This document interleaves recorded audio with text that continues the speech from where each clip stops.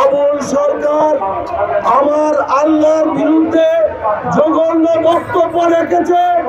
সেই বক্তব্যের সমর্থনে তোমরা বাক স্বাধীনতার নামে তাদের পক্ষ অবলম্বন করেছো, অথচ তুমি নিজেকে মুসলমান দাবি করো।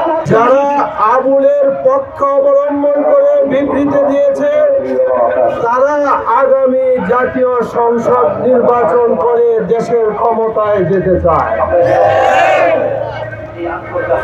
আমরা তাদেরকে স্মরণ করে দিতে চাই, গত 17 বছর জোর জবরদস্তি করে জনগণের মেন্টেনের বাহিরে যারা ক্ষমতায় ছিল, এক সময় তারাও ক্ষমতায় টিকে থাকতে পারে নাই।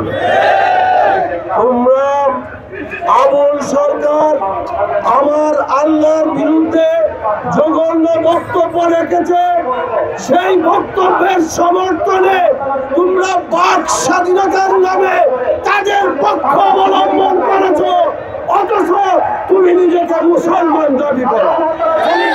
মনে রাখতে হবে, বাক স্বাধীনতার সীমা থাকতে হবে। মুখে যা ইচ্ছা তা বলার নাম বাক স্বাধীনতা নয়। মুখে যা ইচ্ছা তা বলবে আর সেটাকে বাক স্বাধীনতার নামে চালিয়ে দেবে, তাওহীদি জনতা এটাকে সহ্য করবে না।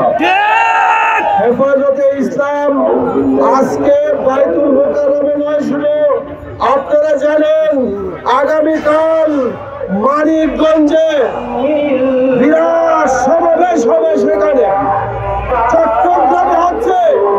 আমরা যদি এই সমস্ত আবুল সরকাররা ক্ষান্ত না হয়, তাদের যদি বিচার না করা হয়, তবে বৃহৎ আন্দোলন গড়ে তোলার জন্য হেফাজতে ইসলাম বাধ্য হবে।